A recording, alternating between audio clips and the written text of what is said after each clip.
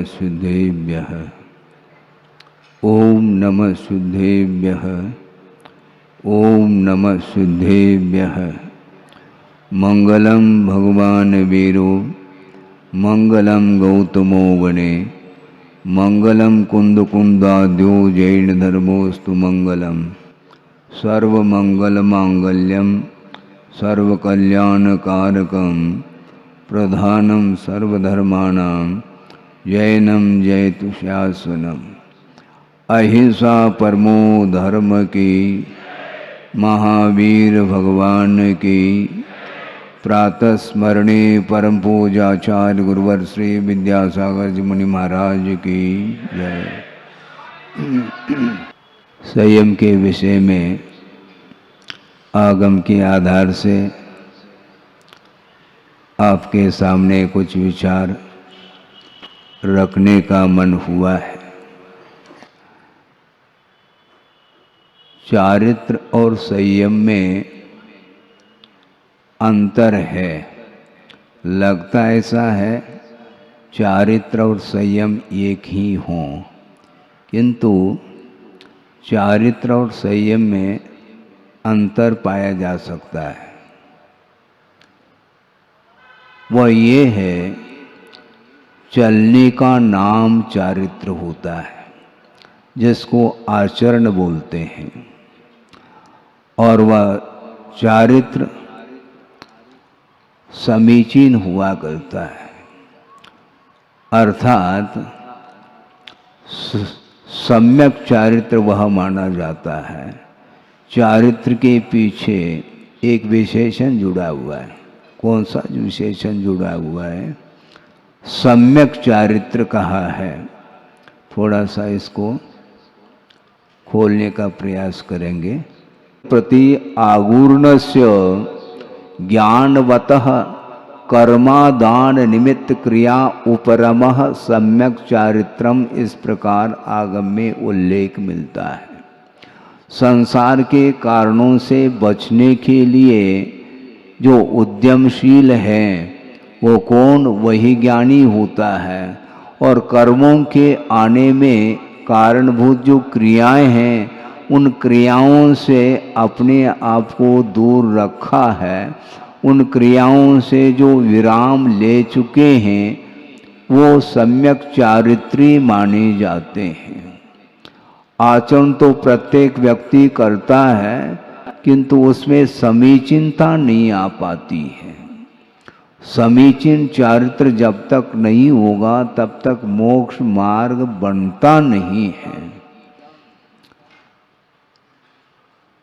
और उस चारित्र को परिमार्जित करने के लिए ही संयम की भी बड़ी आवश्यकता होती है।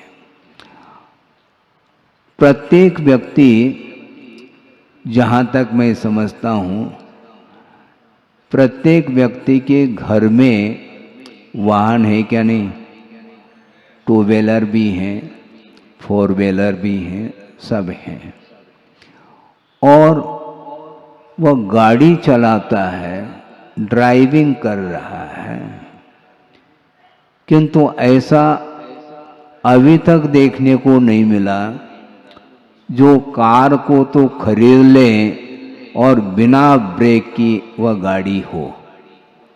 ऐसा हो सकता है? बिना ब्रेक की गाड़ी कोई खरीदता नहीं।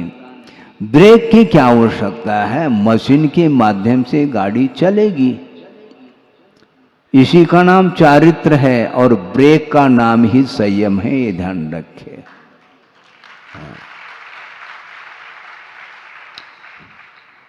बहुत आवश्यक है। 80-90 स्पीड से 90 किलोमीटर या मील समझ लो, गाड़ी वह चला रहा है, यदि सावधानी नहीं रखता है तो वह एक्सीडेंट संभव है। सावधानी से चलिए। देखभाल चलना इसी को बोलते हैं। चलना तो सभी को है।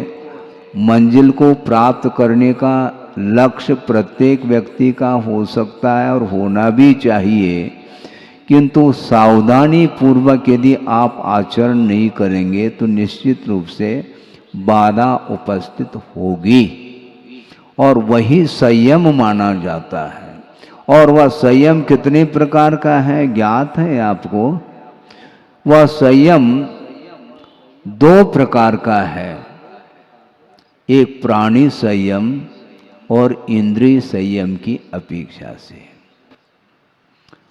बहुत अच्छा प्रसंग याद आ गया मुझे, और प्रसंग के अनुरूप शायद हमने कई बार इस विषय को रखा है, किंतु आप लोग दूर दूर से आए हैं, इसलिए प्रासंगिकता देते हुए उसी विषय को आपके सामने रखा जा रहा है। सन 87 की बात है, ललितपुर में वाचना चल रही थी। वाचना को संपन्न करके गुरुदेव कहाँ पहुँचे हैं?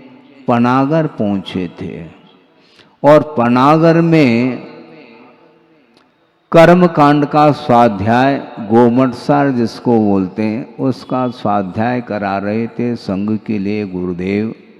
उस समय संघ में क्षमा सागर जी भी थे,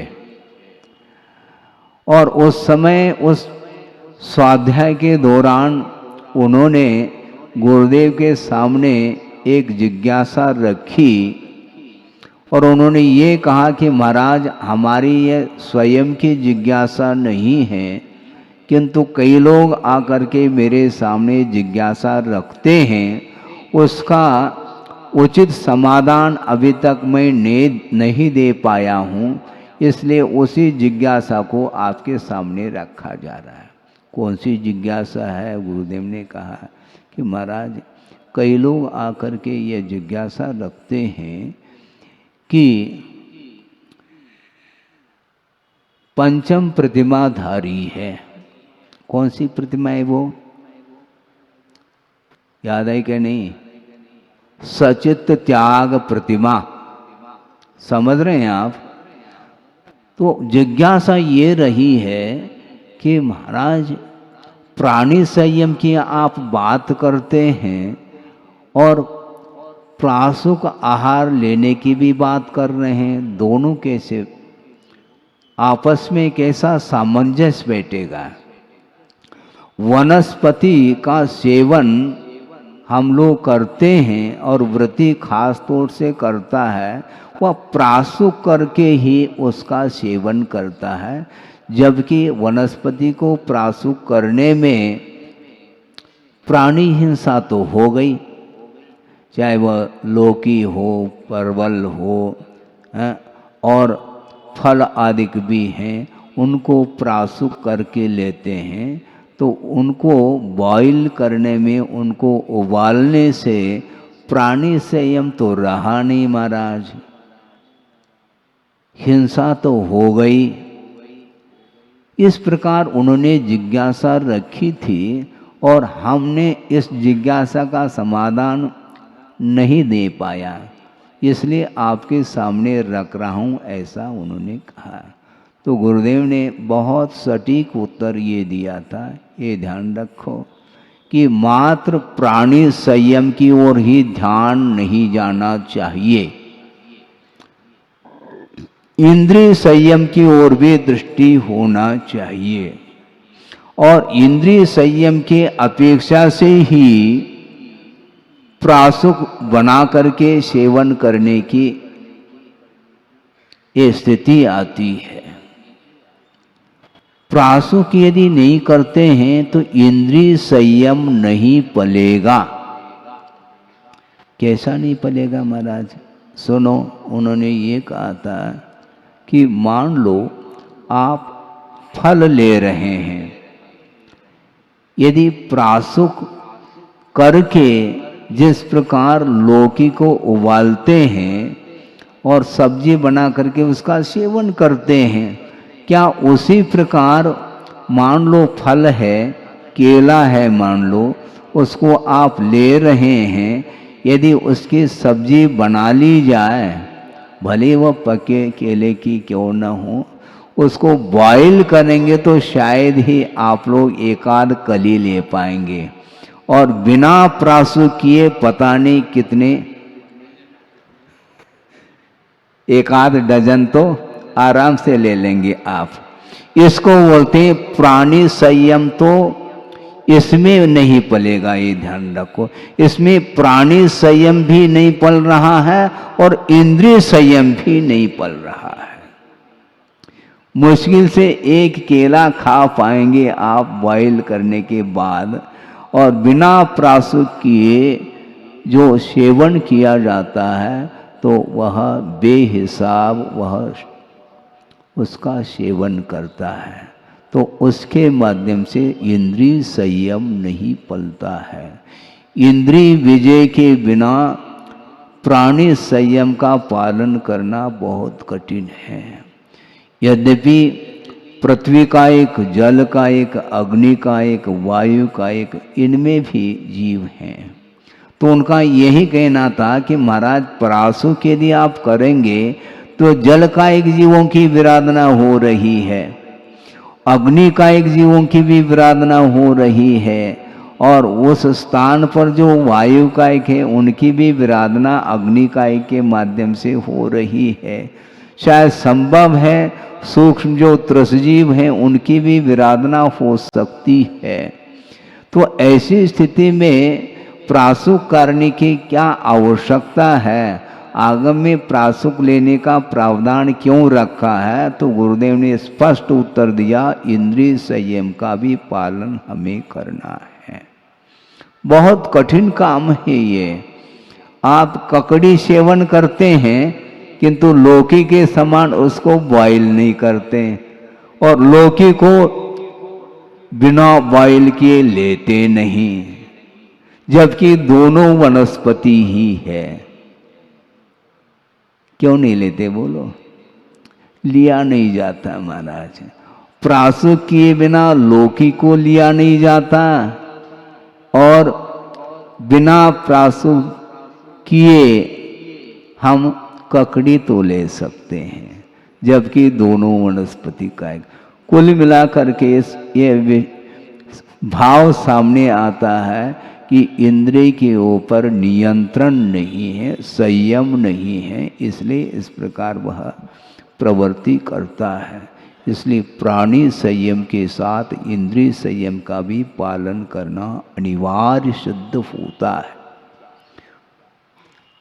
संयम से प्रत्येक व्यक्ति पीछे हटता है।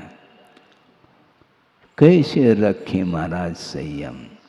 सम्यक दर्शन, सम्यक दर्शन में कोई पसीना नहीं आता, क्योंकि उसमें त्याग की बात ही नहीं है। जहाँ तक त्याग की बात है वहाँ तक उसको कठिनाई महसूस होती है, और श्रद्धा करने में क्या है, त्याग तो कुछ होता ही नहीं। ये ध्यान रखो, उसमें भी संयम रहता है। महाराज कल की चर्चा थोड़ी सी हम आपके सामने रखना चाहते हैं कि अग्रे सम्यक दृष्टि है जिसने न अनुव्रत अंगीकार किया है न महाव्रत अंगीकार किया है। तो ऐसी स्थिति में एक विद्वान ने ही आचार्य ज्ञान सागर जी महाराज के सामने ये विचार रखे थे उन्होंने कि महाराज आपकी धारणा क्या है, किस विषय में? उन्होंने ये कहा था कि महाराज अविरत सम्यक दृष्टि जिसके पास संयम नहीं है, न अनुव्रत के रूप में न महाव्रत के रूप में, तो ऐसी स्थिति में अविरत सम्यक दृष्टि, सम्यक दर्शन तो उसके पास है किंतु व्रत संयम नहीं है। तो ऐसी स्थिति में अविरत सम्यक दृष्टि क्या मद्य मधु मांस का सेवन कर सकता है? क्या है? सुन रहे हैं आप? तो आचार्य ज्ञान सागर जी महाराज ने कहा, मेरी धारणा तो रहने दो, तुम अपनी धारणा बताओ पहले। तो उन्होंने ये कहा कि महाराज वह अविरति है, व्रत तो उसके पास है ही नहीं, इसलिए मद्य मधु मांस के सेवन करने में बाधा क्या है? इस प्रकार उन्होंने अपने विचार रखे। तो आचार्य ज्ञान सागर महाराज ने कहा इसको आगम के अनुरूप ही हमें उत्तर देना है और देते भी हैं। उन्होंने स्पष्ट कहा कि मद्य मधु मांस का जो त्याग का विकल्प ही नहीं होना चाहिए, क्योंकि जो वस्तु ग्रहण करने में आती है उसके त्याग का विकल्प आता है, और मद्य मधु मांस ये अनुपसेव्य है, ये ग्रहण करने योग्य है ही नहीं। जो ग्रहण करने योग्य नहीं है उसके त्याग का क्या विकल्प करते हो। किंतु वर्तमान में मद्य मधु मांस का भी त्याग कराने की आवश्यकता पड़ रही है, क्योंकि इतना पतन हो चुका है। सोचो, विचार करो, मद्य मधु मांस ग्रहण करने योग्य वस्तु है क्या? तो उसका क्या त्याग होता है? महाराज हम त्याग धर्म के दिन मद्य मधु मांस का त्याग करते हैं, गलत बात है ये। वो ग्रहण करने योग्य ही नहीं है। कोई ये कह दे, कोई व्यक्ति ये कह दे कि महाराज मेरा आजीवन जहर का त्याग है। सुन रहे कि नहीं आप? तालियां नहीं बजाइए आप। इसका अर्थ ध्यान से आप सुन नहीं रहे हैं। एक व्यक्ति वह है जो कह रहा है कि महाराज मेरा आजीवन जहर का त्याग है, तो उसके लिए आशीर्वाद दे दे, मतलब ऐसा है? क्या कहना चाह रहे हो? त्याग किसका होता है? जहर का त्याग नहीं होता। अमृत का त्याग करो तब तो हम माने दोनों हाथ से आशीर्वाद दे दें आपको। यही तो समस्या है, किसका त्याग होता है ये भी ज्ञात नहीं है, और विद्वान होकर के इस प्रकार विचारधारा रखते हैं, धारणा उनकी बनी है, ये आगम विरुद्ध धारणा मानी जाती है।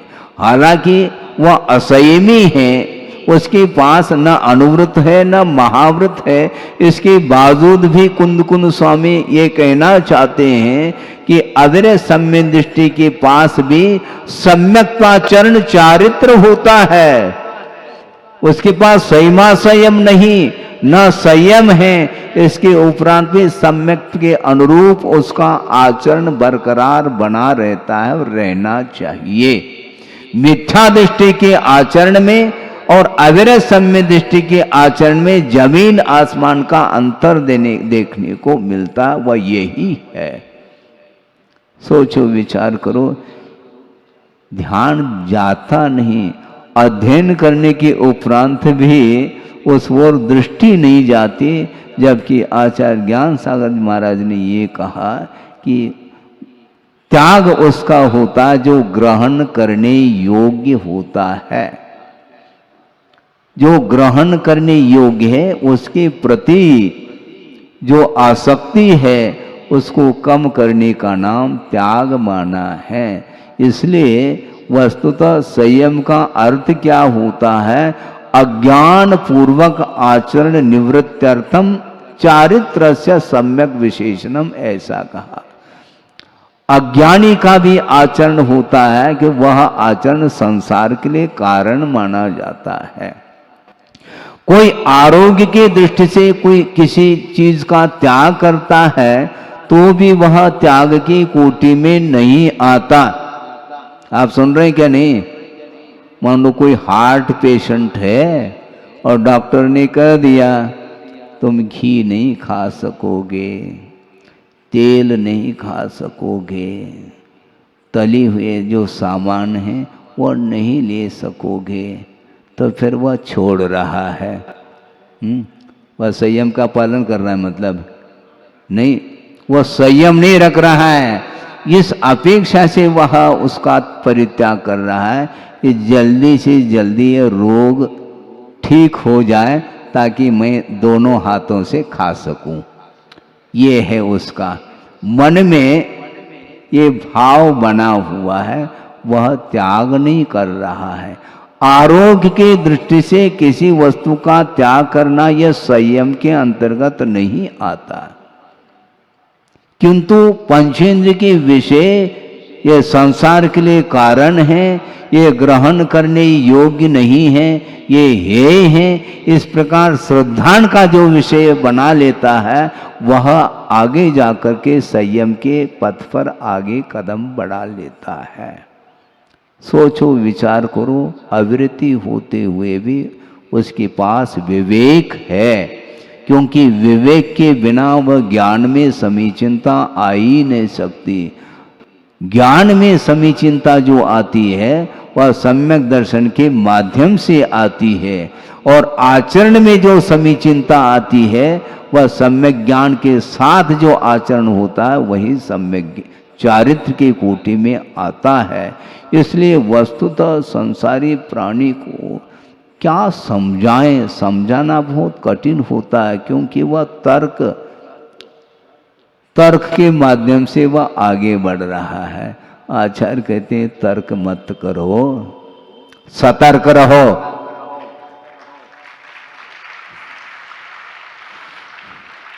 तर्क मत करो, सतर्क रहो, अर्थात सावधान रहो। नहीं है तो यह प्रज्ञा का अपराध माना जाएगा।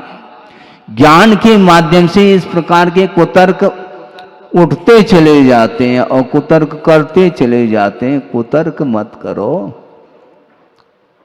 वस्तु तो आगम तर्क गोचर नहीं है, बहुत सूक्ष्म विषय है आगम का विषय।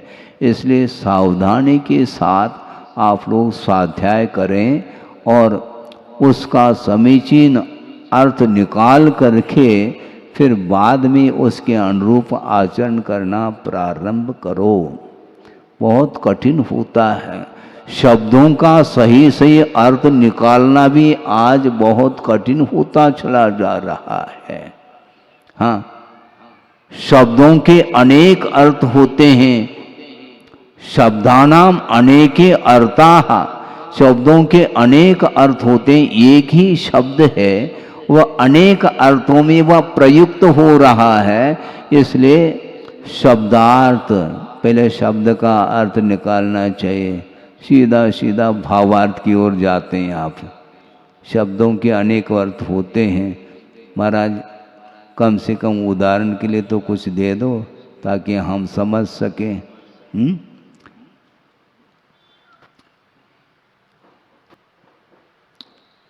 एक शब्द आता है सेंधव। सेंधव का अर्थ क्या होता है भाई, मैं बताना चाह रहा हूँ। सेंधव का अर्थ लवण होता है, नमक जिसको बोलते हैं। और सेंधव का अर्थ अश्व यानी घोड़ा होता है।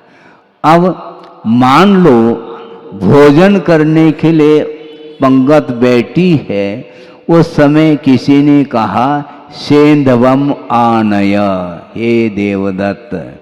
कोई व्यक्ति है देवदत्त नाम का, उसको कह दिया। संस्कृत में ये पंक्ति है, हे देवदत्त सेंधवम आनय।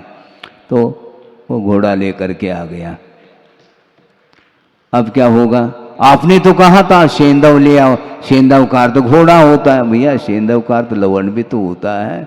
प्रासंगिक अर्थ निकालना चाहिए आपको। पंगत बैठी है, इसमें आंख मेज करके आपको ज्ञान हो जाना चाहिए था, लेकिन वह नहीं हो पाता। वह लवण की डली न ला करके वह घोड़ा ला करके खड़ा कर दिया।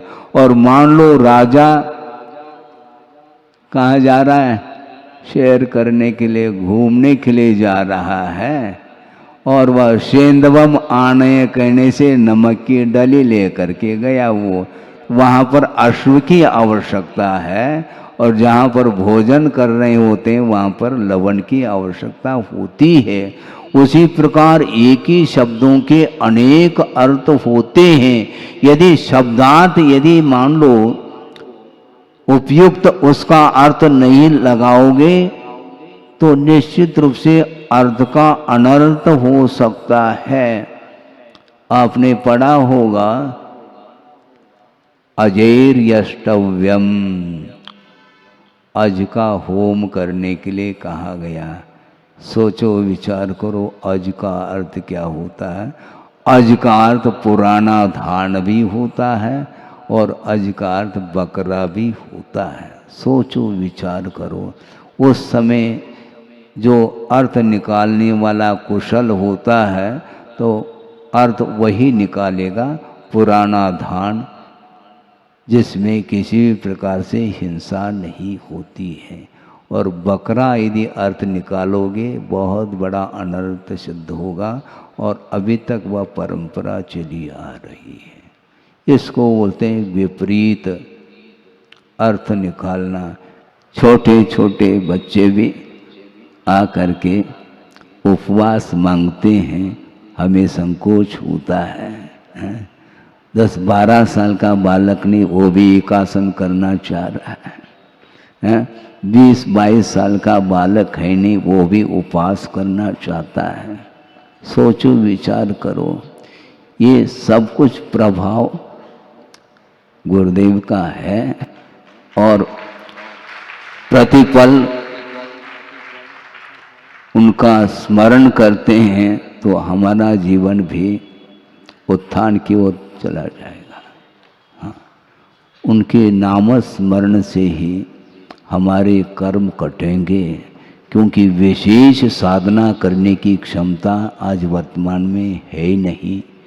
इसलिए उनके नाम स्मरण से उनकी स्तुति करते हुए, परोक्ष में भी उनको याद करते हुए, उन्होंने जो आज्ञा दी है उसका अक्षरशः पालन करते हुए यदि हम आगे बढ़ेंगे तो बहुत ही अल्प समय में वह लक्ष्य, जो जिस लक्ष्य को लेकर के आगे बढ़ रहे हैं, उसकी पूर्ति होगी। गुरुदेव का बार बार यही कहना रहता है कि हमेशा अलर्ट रहना चाहिए, सावधान रहना चाहिए, क्योंकि अनंतकालीन जो मोह के संस्कार हैं वो कभी भी आपको प्रभावित कर सकता है। मोह, भरोसा नहीं रखना। वर्तमान में भले ही मोह जागृत नहीं है, किंतु सत्ता में विद्यमान कर्म रहते हैं। किसी भी निमित्त को लेकर के आपको संक्लेश बनाने में कारण सिद्ध हो सकता है। इसलिए हमेशा सावधान रखो, ऐसा उनका कहना है। इसलिए इंद्रिय संयम बहुत महत्वपूर्ण है। इंद्रिय संयम को लेकर के एक प्रसंग मैं आपके सामने रख रहा हूँ। हालांकि 10:10 हुए हैं, लेकिन विलंब से माइक सामने आता है तो थोड़ा बहुत विलंब करने में आपको संयम रखना है। हाँ, रखिए आप। हम भी संयम के साथ ही बोल रहे हैं, थोड़ा सा विलंब हो सकता है। गुरुदेव की साधना देखो, उनकी दृष्टि देखो, लगता है कि वो शांत बैठे हैं, फ्री बैठे हैं। फ्री नहीं बैठे हैं, ध्यान रखो। हमेशा उनका चिंतन मनन चलता ही रहता है। हाँ, और निरंतर मन उनका वस्तु तत्व में डूबा रहता है। वस्तु तत्व का चिंतन निरंतर उनका चलता रहता है, तब जाकर के वो उस प्रकार के भाव उनके सामने आते हैं। बहुत पुराना वह प्रसंग है कुंडलपुर का। और एक परिवार आया था गुजरात से, उनके साथ और बहुत सारे लोग थे, और ग्रीष्मावकाश व्यतीत कर रहे थे आचार्य महाराज कुंडलपुर में। जेठ के महीने में लू चल रही थी चारों ओर, और गुरुदेव बड़े बाबा के चरणों में ही थे, और रात्रि विश्राम भी वहीं पास में वो करते थे, जहाँ पर विश्राम करने के लिए स्थान था। और आचार्य महाराज सामायिक में बैठे हैं, और वो गुजरात के सज्जन आए। सर्वप्रथम बड़े बाबा की वंदना की और आरती वगैरह करके फिर गुरुदेव के चरणों में आकर के बैठ गए, और प्रतीक्षारत थे कि आचार्य महाराज सामायिक से उठें तो हम उनकी कुछ सेवा कर लें। वैयावृत्ति कर लें, और वैयावृत्ति के निमित्त से आए हैं। और सामायिक जो ही समाप्त हुआ, उनके चरणों में कहा कि महाराज बहुत दिन की भावना हमारी रही और प्रथम बार आपके दर्शन में कर रहा हूँ। दर्शन करके बहुत आनंद का अनुभव मैं कर रहा हूँ, किंतु क्या आनंद तो आ रहा है, लेकिन महाराज वैयावृत्ति की भावना से मैं आया हूँ और आप वैयावृत्ति के लिए अनुमति दे दें। तो आचार्य महाराज तो मौन है, पहला इशारे से कह दिया कोई आवश्यकता नहीं महाराज, आपके लिए आवश्यकता नहीं, मुझे तो आवश्यक है। आपके चरण स्पर्श करके और मैं पवित्र होना चाहता हूँ। तो ज़्यादा आग्रह होने से और बहुत दूर से आए हैं, ठीक है कर लो। और धीरे से उन्होंने अपने जेब से एक शीशी निकाली। धीरे धीरे आगे बढ़ते हैं वो। पहले तो निवेदन किया और उधर से स्वीकृति मिल गई, तो धीरे से शीशी निकाली और उसमें एक सुगंधित तेल था, उसको लगाने की भावना रखी। आचार्य महाराज ने पैर पीछे कर दिए। महाराज हम तो लगा के जाएंगे, बहुत भावना लेकर के आए हैं और इतना अवसर तो आपको देना ही है। बार बार आग्रह करने के बाद उन्होंने सोचा ठीक है, इस निमित्त से संभव है बहुत कुछ उनका विकास होना हो, ये भी संभव है, कोई बाधा नहीं। और उन्होंने वह सुगंधित तेल पैरों में लगा दी। उस समय वो चिंतन मग्न थे, ये ध्यान रखो। तेल वो सूंघ नहीं रहे थे, सूंघने में आ रहा था, ये बात अलग है। और उस समय उन्होंने पंक्ति लिखी है, वो आपके सामने रख रहा हूं। इसको बोलते हैं इंद्रिय विजय। मति मति मम नासिका, मति मति मम नासिका, ध्रुव गुण की उपासिका, न सुगंध दुर्गंध से प्रभावित है गंध से। सुगंध और दुर्गंध से मेरी नासिका प्रभावित नहीं है, ध्यान रखो। क्योंकि जो ओरिजिनल जो गंध गुण है उस ओर मेरा ध्यान है, उससे मेरी नासिका प्रभावित है, न कि सुगंध से न दुर्गंध से। अर्थ ये है गुणों की ओर जब दृष्टि जाती है, स्वरूप की ओर जब दृष्टि जाती है, उस समय इंद्रियां काम नहीं करती। वह तेल सूंघने में भी आ रहा है, सूंघ नहीं रहे हैं। ध्यान किधर है? अरे पुद्गल की प्रजा है। इससे क्या हर्ष और विषाद से ऊपर उठा हुआ उनका जीवन। प्रतिपल किसी न किसी निमित्त को लेकर के हर्ष विषाद आदि परिणाम होते ही रहते हैं। इसके उपरांत भी हर्ष और विषाद नहीं। किसी को देखते हैं तो भी पश्यन् पिन पश्यति, आहार लेते भी हैं तो खादन पिन खादति। कोई चीज सूंघने में आती है तो भी उस ओर ध्यान नहीं है। इसको बोलते हैं इंद्रिय विजय, इसी को इंद्रिय संयम बोलते हैं। लेकिन गृहस्थ के लिए कैसा संभव है? बहुत कठिन है। और गुरुदेव ने ये भी कहा था, एक बार एक व्यक्ति थोड़ा दूर बैठे थे और उनके पास एक व्यक्ति बैठे थे, वो थोड़े से और दूर थे।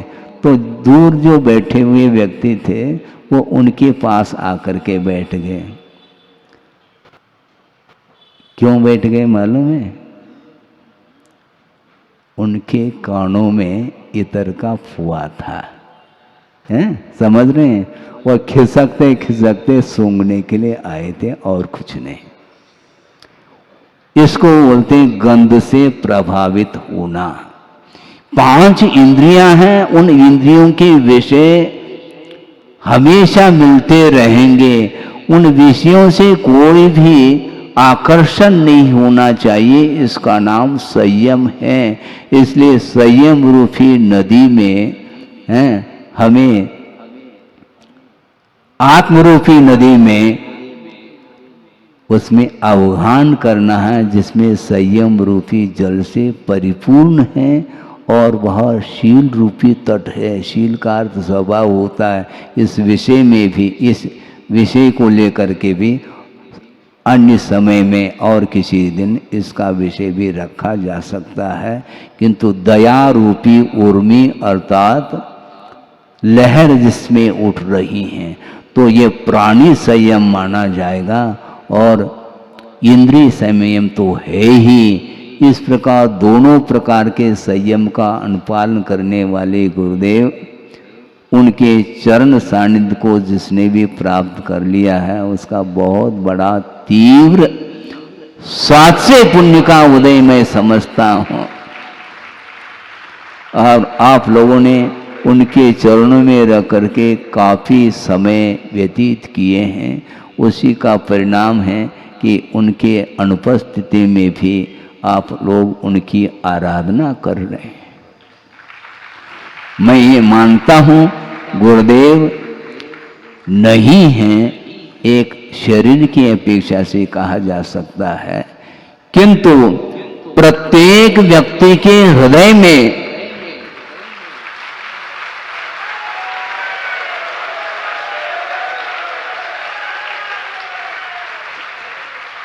प्रत्येक व्यक्ति के हृदय में गुरुदेव विराजमान है। अब किसी बात की किसी को चिंता नहीं है, ये ध्यान रखो।